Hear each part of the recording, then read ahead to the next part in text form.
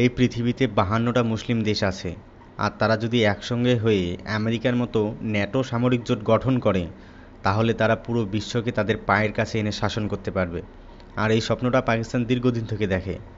কিন্তু পৃথিবীর সামান্য ছোট্ট একটি দেশ ইসরায়েলের ভয়ে সে 52টা দেশ কী করে গর্তের ভিতরে ঢুকে যায়, সেটা তো আপনারা সকলেই জানেন। ইসরায়েলের বোমাবর্ষণের ফলে গাজায় অবস্থিত শিশুর মৃতদেহ যখন শূন্যে ভাসছিল, সেই ছবি সোশ্যাল মিডিয়ায় তো ভাইরাল হয়। কিন্তু এই 52টা মুসলিম দেশের একটাও কি কোনো কিছু করতে বা বলতে পেরেছে দেখেছেন? শুধু নিন্দা ছাড়া। হামাস ইসরায়েলের যুদ্ধে বাংলাদেশি তরুণরা হামাসের সেনাবাহিনীকে সাহায্য করবে, তারা যুদ্ধক্ষেত্রে যাবে। আজ যেন কি হলো, সেই বাংলাদেশি তরুণ যুবকরা নিশ্চুপ হয়ে গেল। কোথাও কোনো রা নেই, কোথাও কোনো শব্দ নেই। দেখুন, একদিকে ভারত পাকিস্তানকে পেটাচ্ছে, অপরদিকে ইসরায়েল যে কোনো মুহূর্তে পাকিস্তানকে আক্রমণ করতে পারে, পাকিস্তানের ওপর অ্যাকশন নিতে পারে। অপরদিকে সৌদি আরব সবসময় ভয়ে তটস্থ থাকে যে এরপর হয়তো তার নাম্বার, হয়তো ইসরায়েল বিমান হামলা তার মাটির উপরে চালাবে। আর এই ভয় থেকে দুটি ভয়ার্ত দেশ একটি চুক্তি করলেন। সেই চুক্তিটি হচ্ছে সৌদি এবং পাকিস্তানের সামরিক চুক্তি। যেই চুক্তির মধ্যে বলা হয়েছে যে সৌদি আরব কিংবা পাকিস্তানের মধ্যে কোনো একটি দেশের উপর যদি হামলা হয়, তাহলে দুই দেশের উপরে হামলা হয়েছে ধরে নিয়ে তারা অ্যাকশন করবে। তো বন্ধুরা, আজকের এই ভিডিওর মধ্যে আমরা পুরো বিষয়টা নিয়ে আলোচনা করব। তো চলুন শুরু করা যাক আজকের এই ভিডিও। দেখুন, ঘটনা হচ্ছে সৌদি আরব ও পারমাণবিক অস্ত্রধারী পাকিস্তান এক ঐতিহাসিক ও বিস্ফোরক চুক্তিতে সই করল। এক কথায় মধ্যপ্রাচ্যের ক্ষমতার মানচিত্রে বদলে দিতে পারে এই চুক্তি। ইরান, ইসরায়েল থেকে শুরু করে মার্কিন যুক্তরাষ্ট্র সবাই এখন তটস্থ। সত্যিই কি তটস্থ? এই চুক্তির নৈপথ্যে আসল খেলা কি? কেন এটা পুরো বিশ্বের জন্য এক ভয়াবহ সংকেত? আর ভারত ও দক্ষিণ এশিয়ার জন্য এর অর্থ কী? চলুন এক এক করে সেই পয়েন্টগুলো আমরা বিশ্লেষণ করব। 17 সেপ্টেম্বর 2025 সৌদি আরবের রাজধানী রিয়াদের রাজকীয় প্রাসাদে পাকিস্তানের প্রধানমন্ত্রী শেহবাজ শরীফ আর সৌদি ক্রাউন প্রিন্স মোহাম্মদ বিন সালমান একে অপরের হাত মেলালেন। দুই দেশ ঘোষণা করলেন যে কোনো এক দেশের হামলা মানে দুই দেশের উপর আক্রমণ মনে করা হবে। আর এই মুহূর্তে কাঁপতে শুরু করলো গোটা মধ্যপ্রাচ্য। কারণ এক পাশে আছে পারমাণবিক বোমার মালিক পাকিস্তান, অন্য পাশে তেলের রাজা সৌদি আরব। কিন্তু প্রশ্ন হচ্ছে, কেন এই চুক্তি করা হলো? দেখুন, ইসরায়েল এবং হামাসের মধ্যে যে হামলা বা পাল্টা হামলা চলছে, তার ফলে ইসরায়েল এবং হামাসের মধ্যে আলোচনা করার জন্য কাতার দীর্ঘদিন ধরে চেষ্টা করছিল। আর সেই কাতারেই লুকিয়েছিল হামাসের জঙ্গি নেতারা। আর ইসরায়েল সেই খবর যখন পায়, তখন মধ্যস্থতাকারী সেই কাতারের গিয়ে ইরানের বিমান বাহিনী সেখানে হামলা চালায়, এবং যার ফলে 5 জন হামাস জঙ্গির নেতা মারা যায়। আর সেই ঘটনার ফলে মধ্যপ্রাচ্য যেমন চমকে গিয়েছে, কাতারও তেমনি চমকে গিয়েছে। অপরদিকে ইরানের পরমাণু কর্মসূচি আর মার্কিন ইসরায়েলি চাপ সৌদি আরবকে করেছে অস্থির। তাই সৌদি নেতৃত্ব খুঁজছিল এমন একটি শক্তিশালী মিত্র যে মুহূর্তেই বড় আঘাতের জবাব দিতে পারবে। এবং পাকিস্তান, যার হাতে রয়েছে পারমাণবিক অস্ত্রের চাবি, হলো সেই সেরা পছন্দ পাকিস্তান। দেখুন, তথ্য বলছে পাকিস্তান একমাত্র মুসলিম রাষ্ট্র যাদের হাতে পারমাণবিক শক্তি রয়েছে। আর বছরের পর বছর ধরে শোনা যাচ্ছিল সময় এলে সৌদি আরব পাকিস্তানের পারমাণবিক ছাতার নিচে ঢুকে পড়বে। আজ মনে হলো সেই গুঞ্জন যেন বাস্তব রূপ নিল। দেখুন, এবার যদি আমরা পাকিস্তানের পয়েন্ট অফ ভিউ থেকে ব্যাপারটা দেখি, তাহলে সেটা হচ্ছে যে অপারেশন সিন্দুর পর পাকিস্তান কীভাবে ভারতের হাতে মার খেয়েছে, ভবিষ্যতে যে মার খাবে এই বিষয়ে কোনো সন্দেহ নেই। আর পাকিস্তান যুদ্ধের সময় একটি বন্ধু রাষ্ট্রকে সরাসরি পাশে পাওয়ার জন্য সে নানা রকম প্রচেষ্টা দীর্ঘদিন ধরেই করছিল। আর সৌদি আরব যে এমন একটি তাস যার সঙ্গে জুড়ে রয়েছে মুসলিম বিশ্বের সেন্টিমেন্ট। অন্যদিকে পাকিস্তান সরাসরি ইসরায়েলের বিরুদ্ধে অভিযোগ করে বা ইসরায়েলের বিরুদ্ধে হুঙ্কার দিয়ে থাকে, আর যেটা ইসরায়েল ভালোভাবেই নেয় না।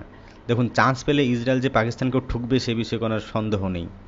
আর সেই ভয় থেকে পাকিস্তান সবসময় তটস্থ থাকতো, কারণ একদিকে রয়েছে ভারত, অপরদিকে তালিবান, কারণ তালিবানরাও তাদের ঠুকছে। অপরদিকে রয়েছে বালুচিস্তানের বিদ্রোহী নেতারা, আর তার উপরে রয়েছে মরার উপর খাড়ার ঘাড় মতো ইসরায়েলি সেনা। এই ভয়টা পাকিস্তানের দীর্ঘদিন ধরেই ছিল।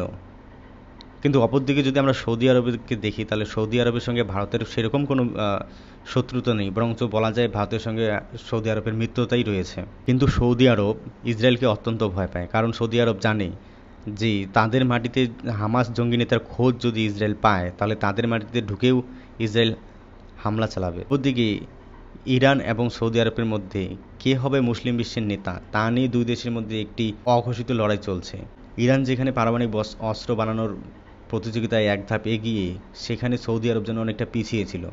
তাই পাকিস্তানের সঙ্গে জোট করে সৌদি আরব যেন এক ধাপ এগিয়ে যেতে চাইল। দেখুন, তথ্য বলছে সৌদি আরব সবসময় মার্কিন যুক্তরাষ্ট্রের খুব ঘনিষ্ঠ ছিল, কিন্তু দেখা যাচ্ছে বাস্তব পরিস্থিতি অনুযায়ী দেখা যাচ্ছে যে সৌদি আরব ক্রমশ মার্কিন যুক্তরাষ্ট্রের সার্কেল থেকে বেরিয়ে আসছে। ইয়ামেন যুদ্ধ কিংবা ইরানের সঙ্গে দ্বন্দ্ব সব কিছুই মিলিয়ে সৌদি চায় নিজের সুরক্ষা সুনিশ্চিত করা। পাকিস্তানের সঙ্গে এই চুক্তি সৌদি আরবকে এমন এক ঢাল দিল যা সরাসরি মার্কিন ছাতার বিকল্প।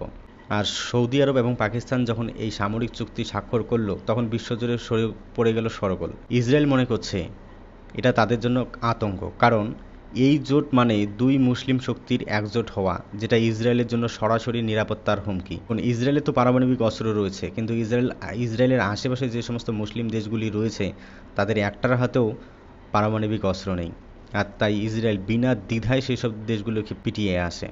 কিন্তু পাকিস্তান এবং সৌদি আরবের চুক্তি হওয়ার পর ইসরায়েল মনে করছে যে এই চুক্তি আসলে তাদের নিরাপত্তার জন্য হুমকি। আর এই খবরটা ইসরায়েলের Times of Israel news channel ফলাও করে ছাপছে। দেখুন, সৌদি পাকিস্তান হাত মেলানো ইরানের পারমাণবিক খেলার মাঠে নতুন চাপ আনবে। অপরদিকে যদি যুক্তরাষ্ট্র ও পশ্চিমী দেশগুলিকে আমরা দেখি, তাহলে বুঝতে পারবো যে তাদের প্রভাবকে সরাসরি করছে পাকিস্তান এবং সৌদি আরবের এই মিত্রতা বা চুক্তি। ওয়াশিংটন বা আমেরিকা এখন দ্বিধায়, পুরনো বন্ধু সৌদি কি হাতছাড়া হচ্ছে?